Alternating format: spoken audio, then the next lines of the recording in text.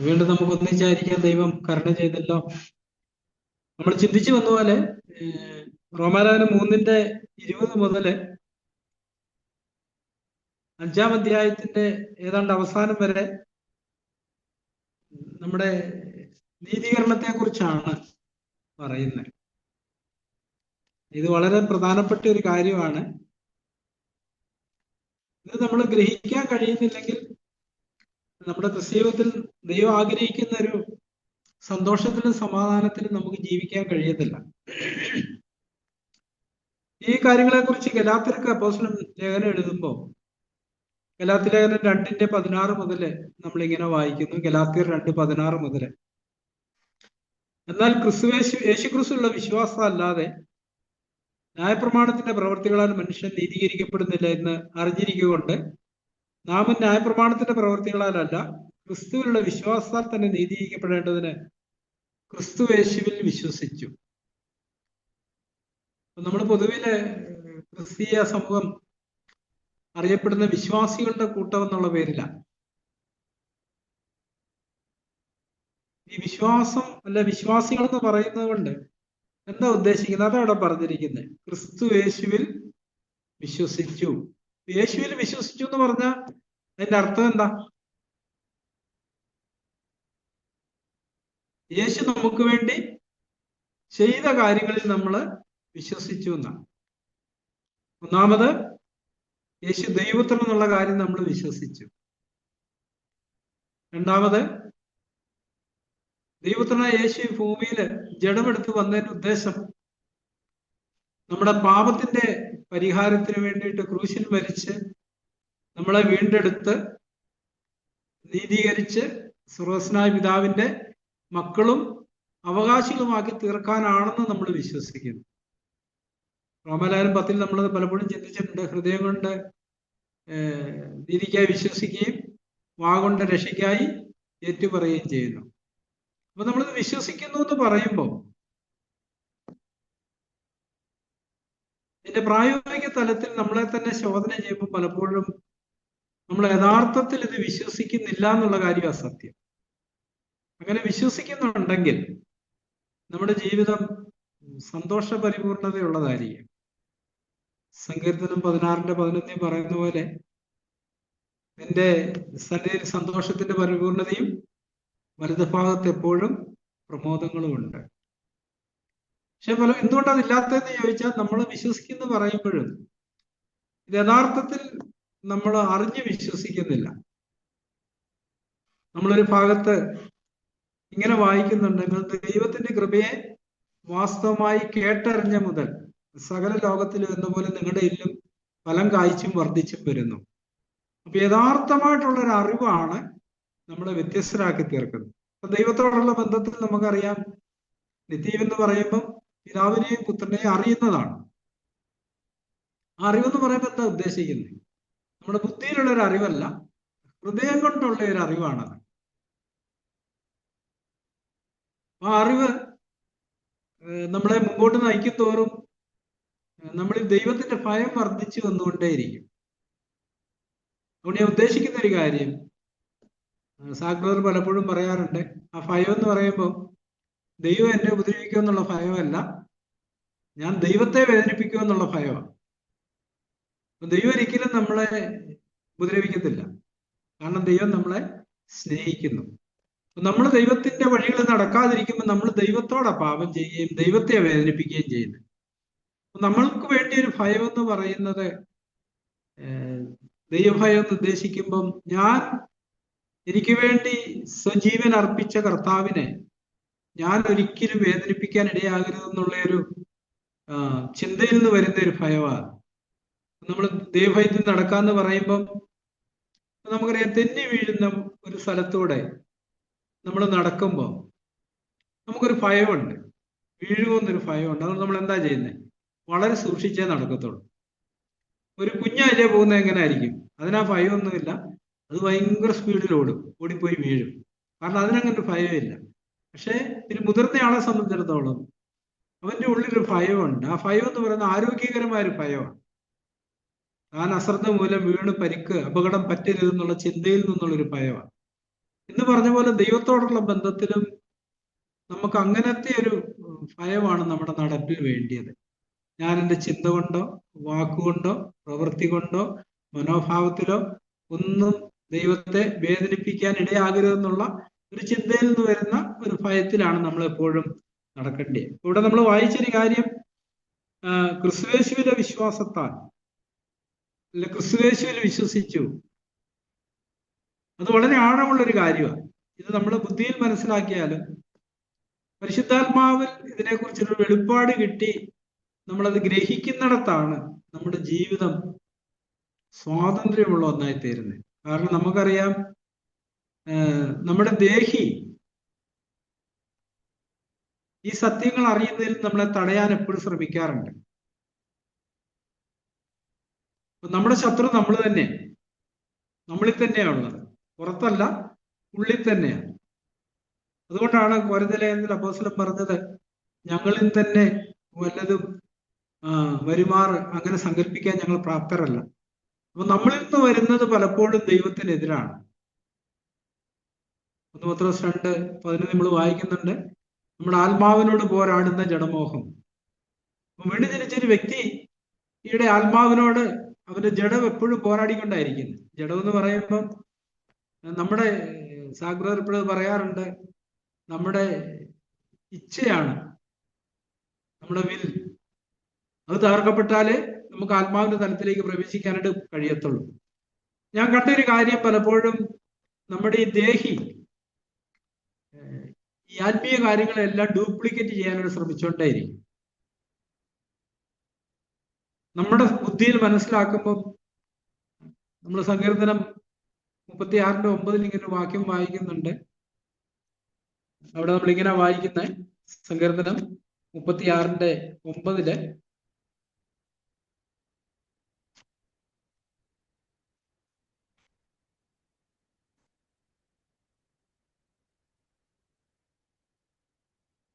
നിന്റെ പക്കൽ ജീവന്റെ ഉറവുണ്ടല്ലോ,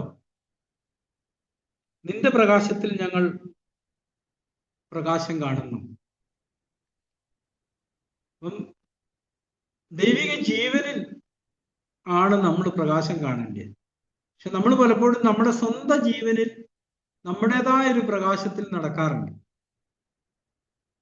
നമ്മുടെ ബുദ്ധിയിൽ കാര്യങ്ങൾ മനസ്സിലാക്കി ആ നിലയിൽ നമ്മൾ മുമ്പോട്ട് പോകുമ്പോൾ പലപ്പോഴും അത് നമ്മുടെ പ്രകാശത്തിൽ, കൊലോസ്യർ 2 നമ്മൾ വായിക്കുന്നുണ്ടല്ലോ, സ്വന്തം ദർശനങ്ങളിൽ പ്രവേശിക്കുകയും തലയെ മുറുകെ പിടിക്കാതിരിക്കുകയും ചെയ്യുന്ന ആരും നിങ്ങളെ വിരുന്ന് തെറ്റിക്കരുത്. അപ്പൊ നമ്മളിൽ തന്നെ മനസ്സിലാക്കുന്ന ഒരു കാര്യം, സദൃശവാക്യം 3:5 നമ്മൾ പലപ്പോഴും ചിന്തിച്ചിട്ടുണ്ട്, പൂർണ്ണ ഹൃദയത്തോടെ യഹോവയിൽ ആശ്രയിക്കുക, സ്വന്തം വിവേകത്തിൽ ഊന്നരുത്. സ്വന്തം മനസ്സിലാക്കലുകൾ. അപ്പം പലപ്പോഴും ഈ ആത്മാവിന്റെ വെളിപ്പാടിന് ബദലായിട്ട് നമ്മളിൽ തന്നെ നമ്മുടേതായ മനസ്സിലാക്കലുകളുണ്ട്. നമ്മൾ അതിനെ പലപ്പോഴും മുറുകെ പിടിക്കും. ആത്മാവിന്റെ വെളിപ്പാടിനോട് പലപ്പോഴും എതിർത്ത് നിൽക്കാറുണ്ട്.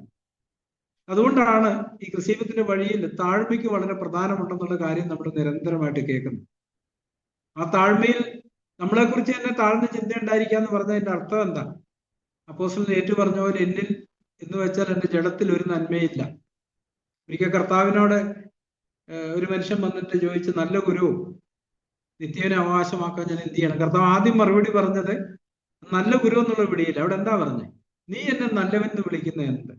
സ്വർഗ്ഗസ്ഥനായ പിതാവല്ലാതെ നല്ലവൻ ആരുമില്ല എന്ന് പറഞ്ഞാൽ നമ്മുടെ ഉറവകൾ എപ്പോഴും ദൈവത്തിൽ നിന്നുള്ളതായിരിക്കണം. നമ്മൾ ഇതുവരെ ജീവിച്ചിരുന്നത് നമ്മുടെ ഉറവകളിൽ തന്നെ ആശ്രയിച്ചുകൊണ്ടാണ്. എഫേസ്യർ 2 നമ്മൾ വായിക്കും, ജഡത്തിനും മനോവികാരങ്ങൾക്കും ഇഷ്ടമായത് ചെയ്തുകൊണ്ട്. അപ്പൊ നമ്മുടെ മനസ്സുകൊണ്ട് നമുക്ക് മനസ്സിലാക്കാൻ കഴിയുന്ന ഒന്നല്ല ദൈവത്തിന്റെ വചനമെന്നുള്ളത്.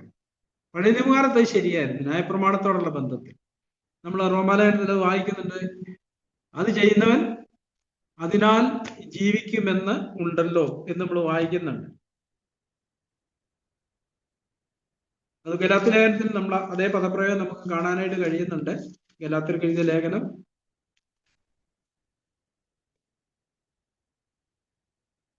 3-ാം അധ്യായത്തിലെ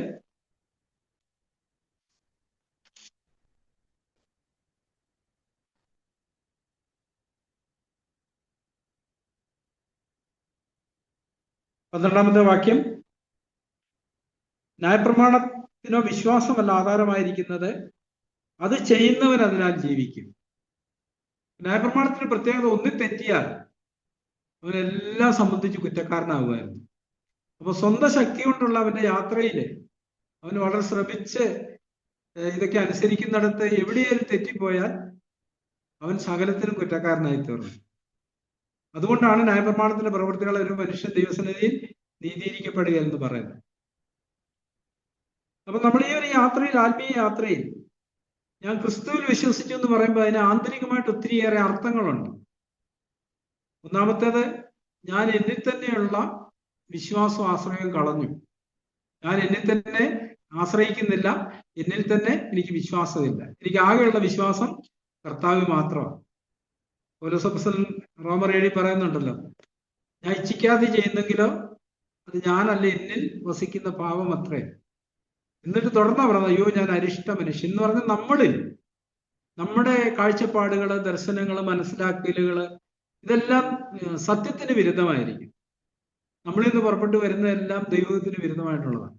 അപ്പോൾ ഈ ഒരു യാത്ര ഞാൻ ക്രിസ്തുവിൽ വിശ്വസിച്ചു എന്ന് പറയുമ്പം ക്രിസ്തു എനിക്ക് വേണ്ടി ചെയ്ത കാര്യങ്ങളിലുള്ള എന്റെ വിശ്വാസമാണ്. ഞാൻ എന്റെ പ്രവൃത്തിയെ ഉപേക്ഷിച്ചു. അപ്പോസ്തലൻ പൗലോസിനെ സംബന്ധിച്ചിടത്തോളം അതറിയാം, താൻ ന്യായപ്രമാണത്താൽ നീതീകരിക്കപ്പെടാനുള്ള ഒരു ഓട്ടത്തിലായിരുന്നു. ഒരു ഭയങ്കര എരിവോടെ ഓടിക്കൊണ്ടിരുന്നത്. പക്ഷെ കർത്താവിനെ കണ്ടുമുട്ടി കഴിഞ്ഞപ്പോൾ ഫിലിപ്പിയരിൽ നമ്മൾ വായിക്കുന്ന 3-ാം അധ്യായത്തിന്റെ ന്യായപ്രമാണത്തിൽ നിന്നുള്ള എന്റെ സ്വന്തം നീതിയല്ല, ദൈവം വിശ്വസിക്കുന്നവർക്ക് നൽകുന്ന നീതി. ഈ വിശ്വാസമുള്ള നീതി എന്ന് പറഞ്ഞാൽ എന്താ? നമുക്ക് മനസ്സിലാക്കേണ്ട ഒരു കാര്യം, റോമാലേഖനം 3:20 വരെയുള്ള വാക്യങ്ങളിൽ തെളിയിക്കപ്പെട്ട ഒരു കാര്യം, ജാതികൾ പാപത്തിന് കീഴിലാണ്, യഹൂദനും പാപത്തിന്റെ കീഴിലാണ്. നീതിമാൻ ആരുമില്ല, ഒരുത്തം പോലുമില്ല. നമ്മളെല്ലാം പാപികളാണെന്ന് തെളിയിച്ചതിന് ശേഷമാണ് റോമാലേഖനം 3 വരുമ്പം 20-ാമത്തെ വാക്യം നമ്മൾ, അതുകൊണ്ട് ന്യായപ്രമാണത്തിന്റെ പ്രവർത്തികളാൽ ഒരു ജഡവും അനുസരിച്ച് നീതീകരിക്കപ്പെടുകയില്ല, ന്യായപ്രമാണത്താൽ പാപത്തിന്റെ പരിജ്ഞാനം അത്രേ വരുന്നത്. ഈ ന്യായപ്രമാണം അനുസരിക്കാനുള്ള ശ്രമം നമ്മുടെ ബലഹീനതയായി കാണിക്കുന്നു. റോമർ 8 നമ്മളത് വായിക്കുന്നുണ്ട്, ജഡത്തിന്റെ ബലഹീനത നിമിത്തം ന്യായപ്രമാണത്തിന് കഴിയാതിനെ സാധിപ്പാനായിട്ട് ദൈവം തന്റെ പുത്രനെ പാപജഡത്തിന്റെ സാദൃശ്യത്തിലും പാപം നിമിത്തവും അയച്ചത്. പാപത്തിന് ജഡത്തിന് ശിക്ഷ വിധിച്ചു, ജഡത്തെയല്ല ആത്മാവിനെ അനുസരിച്ച് നടക്കുന്ന നമ്മൾ ന്യായപ്രമാണത്തിന്റെ നീതി നിവൃത്തിയാകേണ്ടതിന് തന്നെ. അതുകൊണ്ടാണ് റോമർ 6:14 നമ്മൾ വായിക്കുന്നത്, നിങ്ങൾ ന്യായപ്രമാണത്തിനല്ല എന്ന് പറഞ്ഞതിന്റെ അർത്ഥം എന്താ? നിങ്ങൾ ന്യായപ്രമാണം ആചരിച്ച് നീതി പ്രാപിക്കാനുള്ള ഒരു ശ്രമത്തിലാണെങ്കിൽ നിങ്ങൾ ഒരിക്കലും നീതീകരിക്കപ്പെടത്തില്ല. 6:14 നിങ്ങൾ ന്യായപ്രമാണത്തിന്റെ കൃപയ്ക്ക് എത്ര അധീനരാകിയാൽ പാപം നിങ്ങളിൽ കർത്തൃത്വം നടത്തുകയല്ല.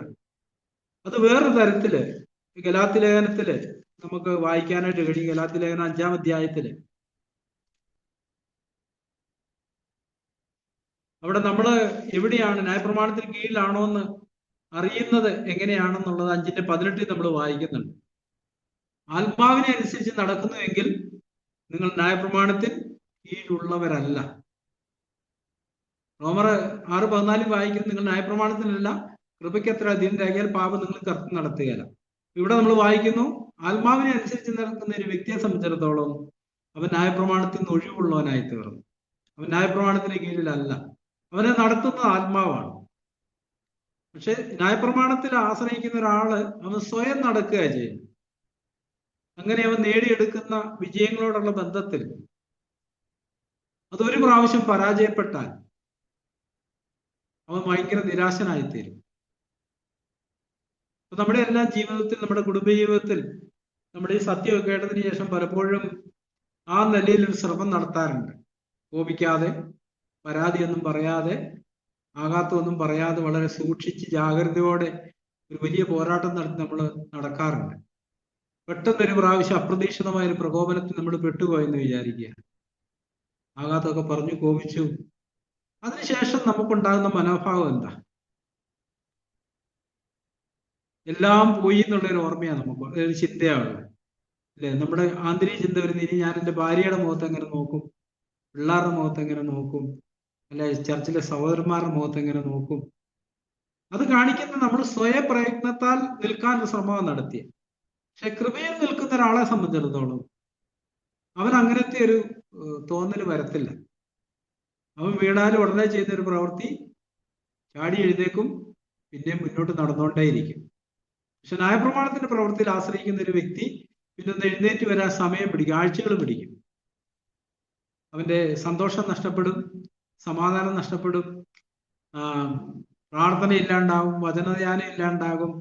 ആകെപ്പാടെ എന്തൊക്കെയോ നഷ്ടപ്പെട്ട ഒരാളെ പോലെ ആയിരിക്കും അവന്റെ ജീവിതം. പക്ഷെ കൃപയിൽ നിൽക്കുന്ന ഒരാളെ സംബന്ധിച്ചിടത്തോളം അവന്റെ പ്രത്യേകത, അവൻ വീണാൽ പോലും വളരെ പെട്ടെന്ന് എഴുന്നേക്കും. അതിന്റെ കാരണം, ഞാൻ സ്വയമായിട്ടല്ല നടക്കും, ദൈവം എന്നെ നടത്തുക.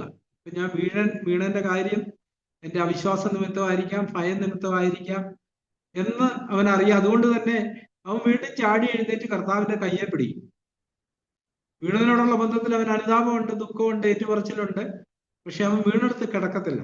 അവൻ ചാടി എഴുന്നേറ്റിട്ട് വീണ്ടും ഓടുന്ന കാണാം. നമുക്കറിയാം, ഈ മത്സരങ്ങളിലൊക്കെ വീണാലും ആൾക്കാർ എഴുന്നേറ്റ് ഓടി ഒന്നാം സ്ഥാനത്ത് എത്തുന്ന കാണാം. എന്ന് പറഞ്ഞതുപോലെ ആത്മാവിനെ അനുസരിച്ച് നമ്മൾ നടക്കുമ്പോൾ ദൈവത്താലുള്ള വിശ്വാസമുള്ള നീതീകരണം പ്രാപിക്കുന്ന ഒരാളെ സംബന്ധിച്ചിടത്തോളം ഈ വീഴ്ചകൾ അവനെ നിരാശപ്പെടുത്തുകയോ ഭാരപ്പെടുത്തുകയോ ഭയപ്പെടുത്തുകയോ ചെയ്യുന്ന ഒന്നല്ല. അവന്റെ വീഴ്ചയെക്കുറിച്ച് ദുഃഖമില്ലെന്നല്ല, പക്ഷെ ഇതവനെ നിരാശപ്പെടുത്തത്തില്ല. അതേസമയം ന്യായപ്രമാണത്തിന്റെ പ്രവർത്തിയിൽ ജീവിക്കുന്ന ഒരു വ്യക്തിക്ക് സംഭവിക്കുന്ന ഒരു കാര്യം, അവൻ നിരാശനായി പോകും. അവന്റെ മുഖത്തെ സന്തോഷം നഷ്ടപ്പെടും. അവൻ ആകെപ്പാടെ, നമുക്കറിയാം, ദാവീദിന്റെ 51 സങ്കീർത്തനത്തിൽ ദാവീദിന്റെ ഒരു പ്രാർത്ഥനയുണ്ട്, രക്ഷയുടെ സന്തോഷം എനിക്ക് തിരികെ തരയണമേ. പക്ഷെ കൃപയിൽ നിൽക്കുന്ന ഒരാൾക്ക് അങ്ങനത്തെ ഒരു ഫീലിംഗ് ഉണ്ടാവത്തില്ല. അവൻ സ്വസ്ഥനായിരിക്കും. വീടെന്നുള്ള സത്യമായിരിക്കും തന്നെ അവൻ സ്വസ്ഥനായിരിക്കും. ഞാനിത് പറയുന്നത് നമ്മുടെ ദിനപ്രതിയുള്ള ജീവിതത്തില് നമ്മൾ എവിടെയാ നിൽക്കുന്നത് നമ്മളെ തന്നെ തിരിച്ചറിയാൻ കഴിയുന്നതിന് വേണ്ടിയിട്ടാണ്. അവൻ എപ്പോഴും ശ്രമിക്കുന്നത് ദൈവത്തെ പ്രസാദിപ്പിക്കാനായിട്ടാണ്. പക്ഷെ ന്യായപ്രമാണത്തിന്റെ പ്രവൃത്തിയിൽ ഒന്നും ഒരാൾ എപ്പോഴും മനുഷ്യനെ പ്രസാദിപ്പിക്കാനായിരിക്കും ശ്രമിക്കുന്നത്. അവൻ മനുഷ്യന് പ്രശംസ ആഗ്രഹിക്കുന്നുണ്ട്. നമ്മള് റോമാലേഖനത്തില് 3-ാം അധ്യായത്തിൽ അത് നമ്മൾ വായിച്ചായിരുന്നു. 29-ാം വാക്യത്തിൽ, അകമേ യഹൂദനാവൻ അത്ര യഹൂദൻ, അക്ഷരത്തിലല്ല ആത്മാവിലുള്ള ഹൃദയ പരിച്ഛേദനത്തിന്റെ പരിച്ഛേദന അവന് മനുഷ്യരാലല്ല ദൈവത്താൽ തന്നെ പുകഴ്ച ലഭിക്കും. അപ്പൊ ഈ വിശ്വാസത്താലുള്ള നീതീകരണത്തിൽ, ആന്തരിക ശുദ്ധീകരണത്തിൽ നടക്കുന്ന ഒരു വ്യക്തിയെ സംബന്ധിച്ചിടത്തോളം അവൻ എപ്പോഴും ദൈവത്തിൽ നിന്നുള്ള പുകഴ്ച അംഗീകാരമായിരിക്കും അന്വേഷിക്കുന്നത്. ന്യായപ്രമാണത്തിന്റെ പ്രവൃത്തിയിൽ ഊന്ന ആൾ എപ്പോഴും ചുറ്റുപാട് നിൽക്കുന്നവരുടെ അംഗീകാരവും പ്രശംസയായിരിക്കും ആഗ്രഹിക്കുന്നത്. അപ്പൊ അവരുടെ മുമ്പിൽ ഒന്ന് വീണുപോയാൽ അവന്റെ ധൈര്യം ക്ഷയിക്കും, അവൻ ആ പാടെ നിരാശനായി പോകും. പക്ഷെ കൃപയിൽ ഊന്നുന്ന ഒരാളെ സംബന്ധിച്ചിടത്തോളം അവൻ വീണാലും നിരാശപ്പെടത്തില്ല. സാഗ്ബർ പറയാറുണ്ടല്ലോ, നോ എൻട്രി ബോർഡ്, തന്നെത്താൻ കുറ്റപ്പെടുത്തുന്നതിനും നിരാശയ്ക്കും ക്രിസ്ത്യ ജീവിതത്തില് പ്രവേശനമില്ല. അപ്പൊ വിശ്വാസം നടക്കുന്ന ഒരു വ്യക്തിയെ സംബന്ധിച്ചിടത്തോളം അവനെ നിരാശയിലേക്ക് കൊണ്ടുപോകത്തില്ല. അവൻ വീഴ്ചകളെ അംഗീകരിക്കുന്നു, വീണ്ടും ചാടി എഴുന്നേറ്റ് മുന്നോട്ട് നടക്കുന്നു. എപ്പോഴും നമ്മുടെ ആത്മീയ ശൈശവാവസ്ഥ ചിലപ്പോൾ നമുക്ക് അങ്ങനത്തെ ചില മനോഭാവങ്ങൾ ഉണ്ടായെന്നിരിക്കാം. പക്ഷെ നമ്മൾ ശിശുക്കളായിരിക്കാനല്ല ദൈവം ആഗ്രഹിക്കുന്നത്. നമ്മൾ പുരുഷത്വത്തിലേക്ക് വരണമെന്നുള്ളതാണ്. നമുക്കറിയാം, പിള്ളേർ വീഴുമ്പോൾ എപ്പോഴും അങ്ങനെ ചെയ്യുന്നത്, കരഞ്ഞു കൂകി വേറൊരാൾ വന്ന് ആശ്വസിപ്പിച്ച് കൈയൊക്കെ പിടിച്ച് എഴുന്നേപ്പിച്ച്. പക്ഷെ നമ്മൾ ഇന്നും അങ്ങനെ തന്നെയാണോ? അത് കാണിക്കുന്നത് നമ്മൾ കൃപയിലല്ല നിൽക്കുന്നതെന്ന്. കൃപയിൽ നിൽക്കുന്ന ഒരാളെ സംബന്ധിച്ചിടത്തോളം അവൻ എപ്പോഴും ആശ്വാസം ദൈവത്തിൽ നിന്നാണ് പ്രാപിക്കുന്നത്. അവൻ വിശ്വാസത്താലാണ് വീണ്ടും എഴുന്നേൽക്കുന്നത്. അവന് തന്നെ പ്രശംസയൊന്നുമില്ല, അവൻ പ്രശംസയെല്ലാം ദൈവത്തിനാണ് കൊടുക്കുന്നത്. ഞാൻ പറഞ്ഞു വരുന്നൊരു കാര്യം, ഈ ക്രിസ്തുയേശുവിൽ വിശ്വസിച്ചു എന്ന് പറയുമ്പോൾ നമ്മുടെ പാപത്തിന് നമ്മളെ കൊണ്ട് തന്നെ പരിഹാരം വരുത്താൻ കഴിയാത്തത് കൊണ്ട് ആണ് ദൈവം മനുഷ്യനായിട്ട് ലോകത്തിൽ വന്നത്. സാഗ്ബ്രർ എപ്പോഴും പറയാറുണ്ട്, യഹോവസാക്ഷികളുടെ ഉപദേശത്തോടുള്ള ബന്ധത്തിൽ അവര് കർത്താവിനെ ദൈവമായിട്ട് അംഗീകരിക്കുന്നില്ല, യേശുവിനെ ഒരു സൃഷ്ടിയായിട്ടാണ് അവരെപ്പോഴും പറയുന്നത്.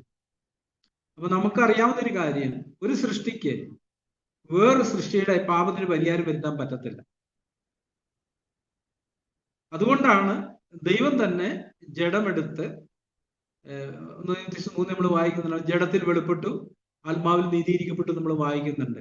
അപ്പൊ ആ പാപത്തിന് പരിഹാരം വരുത്താൻ വേറെ സൃഷ്ടിക്കും കഴിയാത്തത് കൊണ്ട് ദൈവം തന്നെ തന്റെ പുത്രനെ ഈ ഭൂമിയിലേക്ക് അയച്ചു.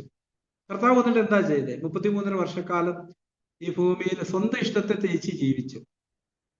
താൻ സ്നാനത്തിന് ചെല്ലുമ്പം ആ ഒരു സാക്ഷ്യം പിതാവിൽ നിന്ന് കിട്ടുന്നുണ്ട്. ഇവൻ എൻ്റെ പ്രിയപുത്രൻ, ഇവന് ഞാൻ പ്രസാദിച്ചിരിക്കുന്നു, ഇവന് ചെവി കൊടുപ്പീൻ. മറുമലയിലും അതേ ഒരു സാക്ഷ്യമുണ്ട്. 3 കൂടാരം ഉണ്ടാക്കണം എന്ന് പറയുമ്പം ഇവന് ചെവി കൊടുക്കാനുള്ള ശബ്ദമാണ് നമ്മൾ അവിടെയും കേൾക്കുന്നത്. എന്തുകൊണ്ടാ ഇവൻ എൻ്റെ പ്രിയപുത്രൻ എന്ന് പറയുന്നത്?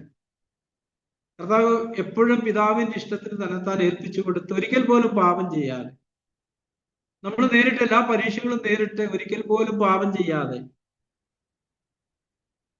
കറയും ചുളുക്കമൊന്നും ഇല്ലാത്ത, കളങ്കമില്ലാത്ത ഒരു കുഞ്ഞാടായിട്ട് അറക്കപ്പെട്ട് പിതാവിന്റെ കോപത്തിൽ നമ്മളെ വീണ്ടെടുത്തു. നമ്മൾ ക്രിസ്തുവിലായിരിക്കുന്നു പറയുമ്പോൾ ക്രിസ്തു നമുക്ക് വേണ്ടി ചെയ്ത കാര്യത്തിലുള്ള വിശ്വാസം മാത്രമേ ദൈവത്തെ പ്രസാദിപ്പിക്കുന്നുള്ളൂ.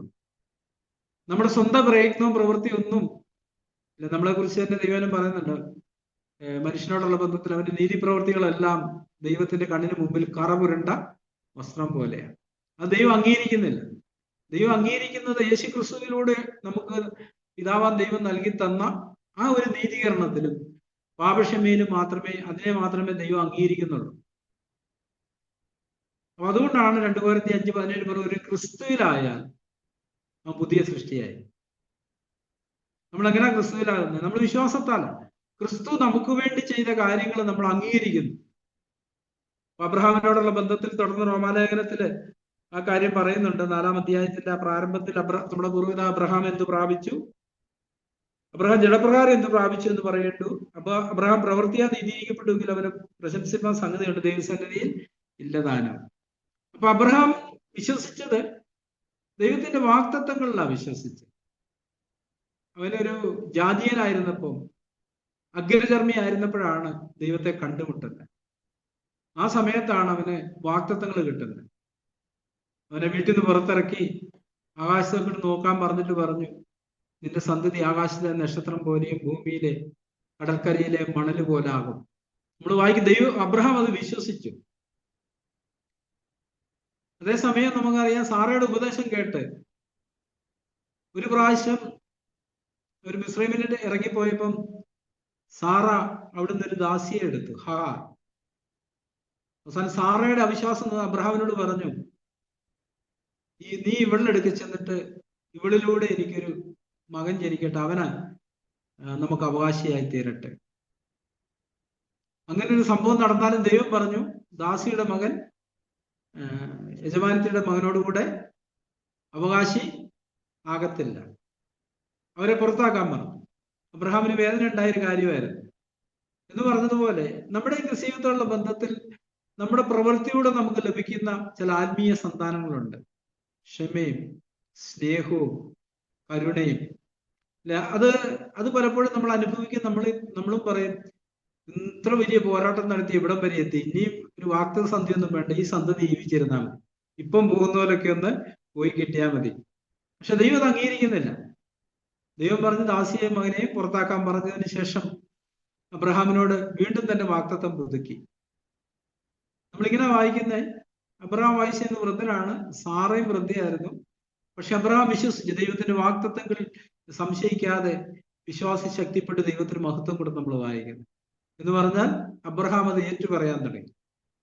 അപ്പൊ നമ്മളോടുള്ള ബന്ധത്തിലും നമ്മുടെ ദൈവസ്വഭാവത്തിന് അവകാശിയായി തീരുന്നതിനെ കുറിച്ച് 2 പത്രോസ് 1 പറഞ്ഞിരിക്കുന്ന വാക്തത്വങ്ങളാലാണ് നാം ലോകത്തിന് മുഖത്തുള്ള നാശം വിട്ടുകഴിഞ്ഞ് ദിവ്യ സ്വഭാവത്തിന് കൂട്ടാളായി. എന്ന് പറഞ്ഞാൽ ദൈവം തന്നൊരു വാക്തത്വമുണ്ട്, നമ്മൾ ആ വാക്തത്വത്തെ മുറുകെ പിടിക്കുന്നു.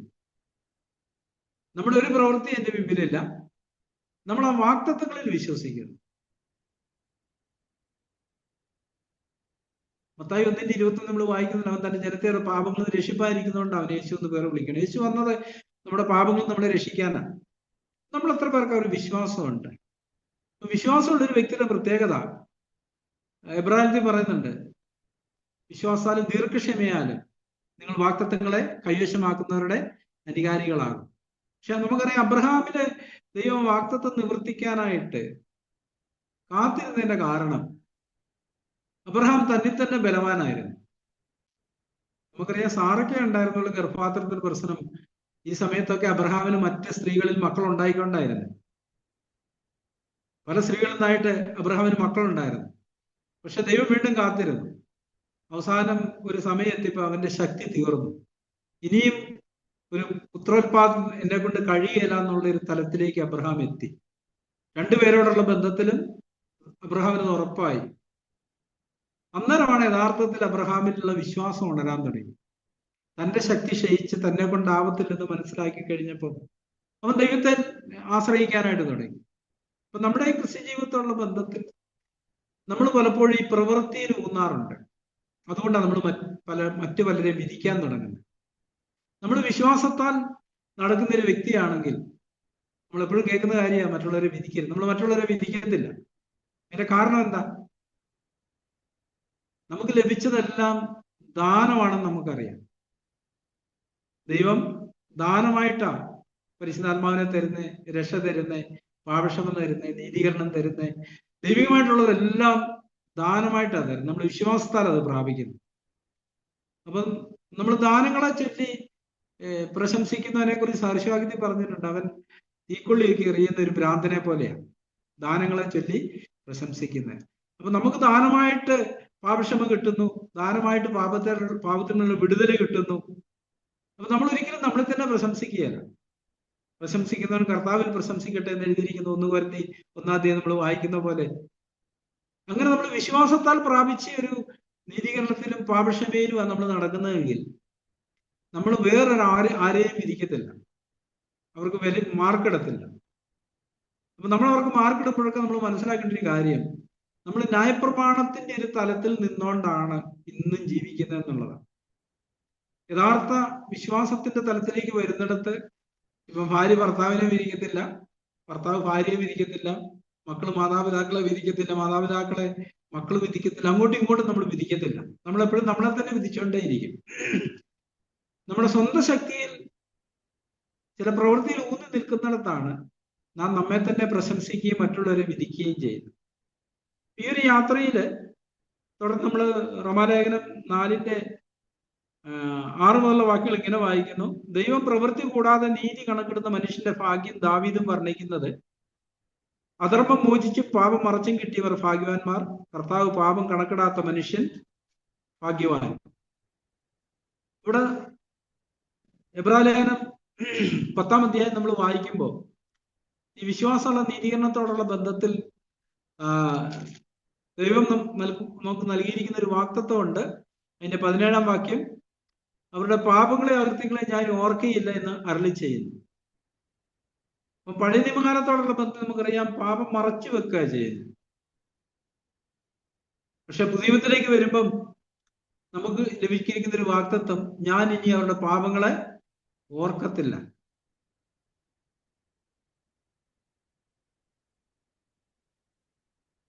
ഞാനതെങ്ങനെ അറിയുന്നത്? എന്റെ വിശ്വാസത്താൽ, ഞാൻ ദൈവത്തിൽ വിശ്വസിക്കുമ്പോഴാണ് ഞാനത് അറിയുന്നത്. അതുകൊണ്ട് തന്നെ അങ്ങനെ വിശ്വാസത്താൽ നീതീകരിക്കപ്പെട്ട് കഴിയുമ്പോൾ നമുക്ക് ദൈവത്തോടും മനുഷ്യനോടുമുള്ള ബന്ധത്തിൽ ധൈര്യം ഉണ്ടാകണം. പക്ഷെ പ്രവൃത്തിയിൽ ഊന്നി നിൽക്കുന്നിടത്ത് നമ്മുടെ ധൈര്യം പെട്ടെന്ന് നഷ്ടപ്പെടും. നമ്മൾ വിജയിച്ച് നിൽക്കുമ്പോൾ ധൈര്യം ഉണ്ടാവും, പരാജയപ്പെടുമ്പം ആ ധൈര്യം പോകും. ഒരു ഞായറാഴ്ച നമ്മൾ വളരെ പ്രസന്നമതരായി ചർച്ച വരികയും പാടുകയും പ്രാർത്ഥിക്കുകയും ഏറ്റുപറയുകയും ചെയ്യും. അടുത്ത ആഴ്ച നമ്മൾ നിശബ്ദരായിരിക്കും. കാരണം എവിടെയോ വീണു, നമുക്ക് നിൽക്കാനുള്ള ഒരു ധൈര്യം കിട്ടുന്നില്ല. പക്ഷെ വിശ്വാസത്തിന്റെ വഴി നടക്കുന്ന ഒരാളെ സംബന്ധിച്ചിടത്തോളം അവൻ അങ്ങനത്തെ വ്യത്യാസം വരത്തില്ല. അവൻ വീണെങ്കിൽ പോലും അവൻ പിന്നെ പ്രസന്നവതനായിരിക്കും, സന്തോഷവാനായിരിക്കും, പ്രത്യാശയേറ്റ് പറയും, അവൻ മുന്നോട്ട് നടന്നുകൊണ്ടേയിരിക്കും. ഇവിടെ നമ്മൾ മനസ്സിലാക്കേണ്ട ഒരു കാര്യം, നമ്മുടെ കഴിഞ്ഞകാല പാപങ്ങളോടുള്ള ബന്ധത്തിൽ പാപമെല്ലാം കർത്താവ് ക്ഷമിച്ചെന്ന് പറയുമ്പോൾ നമ്മൾ വിശ്വസിക്കുന്നുണ്ട്. ക്ഷമിച്ചെന്ന് മാത്രമല്ല, ഞാൻ ഇനി നിങ്ങളുടെ പാപങ്ങളെ ഓർക്കത്തുമില്ല. ഇന്ന് നമ്മൾ വീണ്ടും വീണ്ടും നമ്മുടെ കഴിഞ്ഞകാല പാപങ്ങളെ ഏറ്റുപറയാറുണ്ടോ? നമ്മൾ വീണ്ടും ഏറ്റുപറയുമ്പോൾ എന്താ തെളിയിക്കുന്നത്? ഞാൻ ഇതുവരെ വിശ്വസിച്ചിട്ടില്ലെന്നുള്ളതാണ്. ഞാൻ വിശ്വസിച്ചിട്ടുണ്ട്, അത് എന്നേക്കുമായി ക്ഷമിക്കപ്പെട്ടു, എന്നേക്കുമായി മായ്ക്കപ്പെട്ടു. ഇനി ദൈവം അത് ഓർക്കുന്നില്ല. പിന്നെ ഞാൻ എന്താ ഓർക്കുന്നത്? ഞാൻ ഓർക്കുന്നതിന്റെ കാരണം ഞാൻ ഇതുവരെ ഹൃദയംഗമായിട്ടൊന്ന് വിശ്വസിച്ചിട്ടില്ല. ഞാൻ വിശ്വസിച്ചൊരു വ്യക്തിയാണെങ്കിൽ എനിക്ക് സാത്താനോട് ദൈവത്തോടുള്ള ബന്ധത്തിലും ധൈര്യവും സമാധാനവും ഉണ്ടാവും. സാത്താനും എന്നെ ഭയപ്പെടുത്താൻ പറ്റത്തില്ല, ദൈവം എന്നെ ഒരിക്കലും ഭയപ്പെടുത്തത്തില്ല, ദൈവം എന്നെ കുറ്റപ്പെടുത്തത്തുമില്ല. നമ്മൾ ഈ ഒരു ബോധ്യം നമ്മുടെ ഉള്ളിലുണ്ടോ, ഹൃദയങ്ങളിലുണ്ടോ?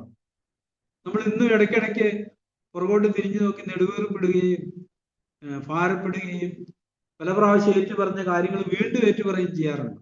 അത് കാണിക്കും നമ്മൾ ദൈവത്തെ വിശ്വസിച്ചിട്ടില്ല. നമ്മൾ യേശു ക്രിസ്തുവിൽ വിശ്വസിച്ചെന്ന് പറയുന്നെങ്കിലും അത് ബാഹ്യമായിട്ട് തലത്തിലുള്ള ഒരു വിശ്വാസം, ആന്തരിക വിശ്വാസമല്ല. ആന്തരിക വിശ്വാസമാണെങ്കിൽ ഇപ്പൊ നമ്മൾ പലപ്പോഴും കേൾക്കാറുണ്ട് സാഗ്ബറിൽ നിന്ന്, നിങ്ങൾ തിരിഞ്ഞ് ശിശുക്കളെ പോലെ ആകുന്നില്ലെങ്കിൽ ദൈവരാജ്യത്തിൽ കടക്കാൻ പറ്റത്തില്ല. ലൂക്കോസിൽ കർത്താവ് ഇങ്ങനെ പറഞ്ഞു, ഒരു ശിശുവിനെ പോലെ തന്നെത്താൻ താഴ്ത്തുന്നവൻ. ശിശുവിന്റെ പ്രത്യേകം ശ്രദ്ധിച്ചിട്ടുണ്ട്. നമ്മുടെ കുഞ്ഞുങ്ങളെ നോക്കി അറിയാം. പിന്നെ ചെറുപ്പത്തില് 1, 2, 3 വയസ്സൊക്കെ ഉള്ളപ്പോൾ നമ്മൾ പിടിച്ച് നല്ല വേദനയുള്ള 2 അടി കൊടുത്തു. കൊച്ചു കരഞ്ഞുകൊണ്ട് നമ്മുടെ അടുത്ത് നിന്ന് പോകും. ഒരു 10 മിനിറ്റ് കഴിയുമ്പോൾ ആള് വന്ന് നമ്മുടെ മടി കയറിയിരിക്കും. ഒരു ചിരിയൊക്കെ ചിരിച്ച് നമ്മുടെ കണ്ണിലേക്ക് നോക്കി. എന്താ അതിന്റെ കാരണം? അവരത് മറന്നു കഴിഞ്ഞു. അവരപ്പന്റെ സ്നേഹത്തെക്കുറിച്ച് സംശയമൊന്നുമില്ല. പക്ഷെ നമ്മൾ അങ്ങനത്തെ ഒരു അടി കിട്ടി കഴിഞ്ഞാലോ നമ്മൾ ആകെപ്പാടെ നിരാശരായി, പിന്നെ അപ്പന്റെ അടുത്തൊന്നും വരത്തില്ല, അപ്പന്റെ ശബ്ദം കേൾക്കുമ്പോൾ ഒളിച്ചിരിക്കും. ആത്മീയാർത്ഥത്തിലാണ് ഞാൻ പറയാം. പിന്നെ നമുക്ക് ദൈവത്തിന്റെ സന്നിധിക്ക് പോകാനുള്ള ധൈര്യമില്ല. എന്തുകൊണ്ടാണ്? നമ്മുടെ വിശ്വാസം യഥാർത്ഥത്തിലുള്ളതല്ല. നമ്മൾ ചില കാര്യങ്ങൾ ബുദ്ധിയിൽ മനസ്സിലാക്കി, പക്ഷെ ഹൃദയം കൊണ്ട് വിശ്വസിച്ചിട്ടില്ല. ഹൃദയം കൊണ്ട് വിശ്വസിച്ചൊരു വ്യക്തിയാണെങ്കിൽ ഒരു ശിശുവിനെ പോലെ ആയിരിക്കും. അവൻ പിന്നെ ഓടി വന്നിട്ട് അപ്പന്റെ മടിയിൽ കയറിയിരിക്കും. നമ്മുടെ ക്രിസ്തീയത്തോടുള്ള ബന്ധത്തിൽ ഇതൊരു യാഥാർത്ഥ്യമാണ്. നാം യഥാർത്ഥ വിശ്വാസമുള്ളവരാണെങ്കിൽ നമുക്കൊരു ധൈര്യം ഉണ്ടാകും. നമ്മുടെ വിശ്വാസം യഥാർത്ഥമല്ലെങ്കിൽ നമുക്ക് അധൈര്യമായിരിക്കും ഉണ്ടായിരിക്കുന്നത്. സാത്താൻ നമ്മളോട് പറയും, നീ വാ വിളിക്കരുത്, നീ വീണവനാണെന്ന് പറയും. പക്ഷെ അപ്പോസ്തലൻ കൊരിന്ത്യർ ലേഖനത്തിൽ ഇങ്ങനെ പറയുന്നു, വിശ്വാസത്തിന്റെ അതേ ആത്മാവുള്ളതുകൊണ്ട് ഞങ്ങളും സംസാരിക്കുന്നു. ഈ വിശ്വാസത്തിന്റെ ഏറ്റുപറച്ചിലിനെ കുറിച്ച് റോമാലേഖനം 10 നമ്മൾ വായിക്കുന്നുണ്ട്. അപ്പൊ നമ്മൾ വിശ്വസിക്കുന്ന ഒരാളാണ് സംസാരിച്ചുകൊണ്ടേയിരിക്കും, ഏറ്റുപറഞ്ഞുകൊണ്ടേയിരിക്കും. നമുക്കതിനെക്കുറിച്ച് ഭയമോ ഭീതിയോ ഒന്നും ഉണ്ടാവത്തില്ല. നമ്മുടെ പ്രായോഗിക ജീവിതത്തിന്റെ നടപ്പിൽ നമ്മൾ ധൈര്യപൂർവ്വമായിരിക്കും നടക്കുന്നത്. റോമർ 6 പറയുന്ന പോലെ നമ്മൾ തിരിഞ്ഞു നോക്കുമ്പോൾ നമ്മുടെ പഴയകാല ജീവിതത്തെ കുറിച്ച് നമുക്ക് ലജ്ജ ഉണ്ടാകും. റോമർ 6 അത് പറയുന്നുണ്ട്. റോമർ 6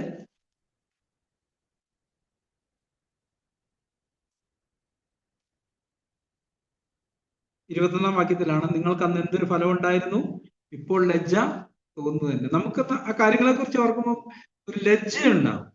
അയ്യോ കർത്താവേ, ഞാൻ അങ്ങനെ ചെയ്തു പോയല്ലോ, അങ്ങനെ ആയിപ്പോയല്ലോ, നിന്നെ വേദനിപ്പിച്ചല്ലോ, നിന്റെ സ്വന്തം ഇഷ്ടത്തിലും സ്വന്തം വഴിയിലും ഞാൻ നടന്ന് നിന്റെ നാമത്തെ അപമാനിച്ചല്ലോ എന്നുള്ളതിനെ കുറിച്ച് ലജ്ജ ഉണ്ടാവും. പക്ഷെ നമുക്ക് അധൈര്യമോ ഭയമോ നിരാശയോ ഒന്നും ഉണ്ടാവത്തില്ല. എന്തുകൊണ്ടാ? ഞാൻ വിശ്വാസം നീതീകരിക്കപ്പെട്ടു, എന്റെ കഴിഞ്ഞകാല പാപങ്ങളെല്ലാം ക്ഷമിക്കപ്പെട്ടു, അതിന്റെ എല്ലാ ശിക്ഷ കർത്താവ് തന്റെ മേലെ ഏറ്റു. അവൻ എന്നോട്, നമുക്കറിയാം യോഹന്നാന്റെ സുവിശേഷത്തിന്റെ വ്യഭിചാര കർമ്മത്തിൽ പിടിക്കപ്പെട്ട സ്ത്രീയോടുള്ള ബന്ധത്തിൽ അവസാനം നമ്മൾ ഇങ്ങനെ വായിക്കുന്നത്, കർത്താവും നടുവിൽ കരഞ്ഞുകൊണ്ട് നിന്ന സ്ത്രീയും മാത്രം അവശേഷിച്ചു. കർത്താവ് അവളോട് എന്താ പറഞ്ഞത്? ഞാനും നിന്നെ കുറ്റം വിധിക്കുന്നില്ല, സമാധാനത്തോടെ പോയിക്കൂ, മേലാൽ പാപം ചെയ്യരുത്. അവൾ എത്ര ധൈര്യത്തോടായിരിക്കും, സന്തോഷത്തോടെ ആയിരിക്കും പോയത്. അവള് പിന്നെ തിരിഞ്ഞു നോക്കുമ്പം അവൾക്ക് ഭയമില്ല, ഭീതിയില്ല, ആകുലതയൊന്നുമില്ല. ഞാൻ ക്ഷമിക്കപ്പെട്ടവളാണ്, കർത്താവിന്റെ എന്നാൽ നീതീകരിക്കപ്പെട്ടവളാണ്, കർത്താവിനെ കൈക്കൊണ്ടിരിക്കുന്നു, എന്നെ സ്വതന്ത്രയാക്കി വിട്ടിരിക്കുന്നു. നമുക്ക് ഭയങ്കര ധൈര്യം ഉണ്ടാവും. നമ്മളോടുള്ള ബന്ധത്തിലും ഈ വിശ്വാസമുള്ള നീതീകരണത്തെ കുറിച്ചുള്ള യാഥാർത്ഥ്യം നമ്മൾ ഹൃദയം കൊണ്ട് ഗ്രഹിച്ചു കഴിയുമ്പോൾ നമുക്ക് അങ്ങനത്തെ ഒരു ഭയങ്കര സന്തോഷ സമാധാനം ഉണ്ടാകും. അതില്ലെങ്കിൽ നമ്മൾ നിരാശപ്പെടുന്നെങ്കിൽ, ഭയപ്പെടുന്നെങ്കിൽ, ആകുലപ്പെടുന്നെങ്കിൽ അത് കാണിക്കുന്നത് ഈ സത്യം നമ്മുടെ ഹൃദയങ്ങളിൽ വേണ്ടവണ്ണം പിടിക്കപ്പെട്ടില്ല. സാത്താൻ അത് നമ്മുടെ ഹൃദയത്തിന് മുമ്പിൽ മറച്ചു വെച്ചിരിക്കുകയാണ്. തുടർന്ന് അബ്രഹാമിനെ കുറിച്ചാണ് പറയുന്നത് 9 വാക്യങ്ങളില്. റോമർ 4:9 മുതല്, ഈ ഭാഗ്യവർണ്ണനം പരിച്ഛേദനയ്ക്കോ അഗ്രചർമ്മത്തിനു കൂടിയോ അബ്രഹാമിന് വിശ്വാസം നീതിയായി കണക്കിട്ടു എന്നല്ലോ നാം പറയുന്നത്. എങ്ങനെ കണക്കിട്ടത്? പരിച്ഛേദനയുടെ അഗ്രചർമ്മത്തിലോ? പരിച്ഛേദനയിലല്ല, അഗ്രചർമ്മത്തിലത്രേ. അഗ്രചർമ്മത്തിൽ വെച്ചുണ്ടായിരുന്ന വിശ്വാസനീതിക്ക് മുദ്രയായി പരിച്ഛേദന അടയാളം അവൻ ലഭിച്ചത് അഗ്രചർമ്മത്തോടെ വിശ്വസിക്കുന്നവർക്കും കൂടി നീതി കണക്കിടുവാൻ തക്കവണ്ണം താൻ എല്ലാവർക്കും പിതാവായിരിക്കേണ്ടതിനും പരിച്ഛേദന മാത്രമുള്ളവരല്ല.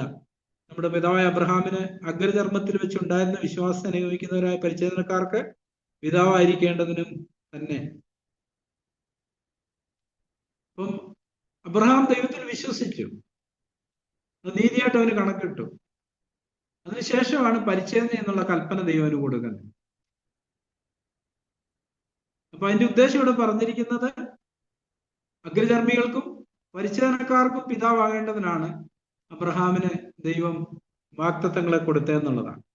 തുടർന്ന് 13-ാം വാക്യത്തിലേക്ക് വരും. നമ്മൾ ഇങ്ങനെ വായിക്കുന്നത്, അവകാശിയാകും എന്നുള്ള വാഗ്ദത്തം അബ്രഹാമിനോ അവന്റെ സന്തതിക്കോ ന്യായപ്രമാണത്തല്ല, വിശ്വാസത്തിന്റെ നീതിയാൽ അത്ര ലഭിച്ചത്. എന്നാൽ ന്യായപ്രമാണമുള്ളവർ അവകാശികളെങ്കിൽ വിശ്വാസം വ്യർത്ഥവും വാഗ്ദത്തം ദുർബലമെന്നും വരും. ന്യായപ്രമാണമോ കോപത്തിന് ഹേതുവാകുന്നു, ന്യായപ്രമാണം ഇല്ലാത്തൊരു ലംഘനമില്ല. അതുകൊണ്ട് കൃപാദാനം എന്ന് പറയേണ്ടതിന് വിശ്വാസത്താൽ അത്രേ അവകാശി ആകുന്നത്. നമ്മൾ പാടാറുണ്ട്, ദൈവം നമുക്ക് നൽകുന്നതെല്ലാം കൃപയാൽ ദാനമായിട്ട് തരുന്നതാണ്, നമ്മുടെ ഒന്നും പ്രവൃത്തി അടിസ്ഥാനത്തിലല്ല. ദൈവം നമ്മളെ നോക്കി, നമ്മളെ കണ്ടു, നമ്മളോട് കരുണ തോന്നി ഇതിന്റെ എല്ലാം നമ്മളെ അവകാശികളാക്കി തീർക്കുക ചെയ്യുന്നു. അതുകൊണ്ട് തന്നെ നമുക്ക് ധൈര്യമായിട്ട് എപ്പോഴും കർത്താവിന്റെ അടുക്കിലേക്ക് ചെല്ലാനുള്ള ഒരു സ്വാതന്ത്ര്യമാണ്. ദൈവം നമ്മളെ അംഗീകരിക്കും നമ്മുടെ പ്രവൃത്തിയുടെ അടിസ്ഥാനത്തിലല്ല. പണ്ട് സാഗ്ലോർ പറഞ്ഞൊരു കാര്യം ഞാൻ എപ്പോഴും ഓർക്കും.